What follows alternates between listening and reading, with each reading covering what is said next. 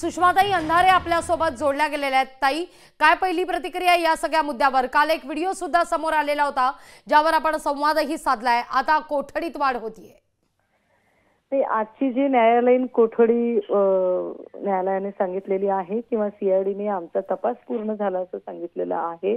तर या सगळ्या प्रकरणातली जी आर्ग्युमेंट्स आहे त्या आर्ग्युमेंट काही पब्लिक केलेला नाहीये किंवा त्या आर्ग्युमेंट या व्हिडिओ कॉन्फरन्सिंग द्वारे झालेल्या आहेत।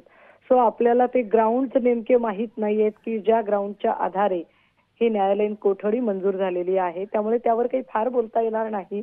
मात्र जेव्हा सीआयडी असं सांगत आहे की आमची चौकशी पूर्ण झालेली आहे, तेव्हा अनेक मुद्द्यांची उत्तरं आपल्या सगळ्यांना अपेक्षित आहेत की कालचा जो धक्कादायक व्हिडिओ बाहेर आला त्या व्हिडिओचं नेमकं काय, त्या व्हिडिओमध्ये जे राजेश पाटील नावाचे पोलीस अधिकारी दिसतात ते पोलीस अधिकारी तिथे काय करत होते, या अधिकाऱ्यांचा रोल काय आहे, काय त्यांना सहआरोपी केलं जाईल का, चौकशीसाठी त्या अधिकाऱ्यालाही ताब्यात घेतलं जाईल का, हा व्हिडिओ कुणाच्या मोबाईल मधनं रिकव्हर करण्यात आलेला आहे, जर विष्णू चाटेचा मोबाईल सापडत नाहीये तर मग हा जो व्हिडिओ आता सापडलेला आहे तो कुणाचा मोबाईल आहे, मग तो मोबाईल हस्तगत झालेला आहे का, असे अनेक अनेक प्रश्न आहेत की ज्या प्रश्नांची उत्तर मला वाटतंय तुमच्यासारखीच आमच्याही मनामध्ये त्याची अपेक्षा असेल उत्तर मिळण्याची।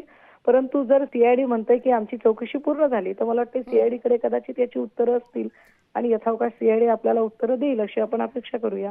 अगदी धन्यवाद सुषमाताई, संवाद साधलात त्याबद्दल। लोकशाही मराठी ऐका, पहा, जागरूक रहा।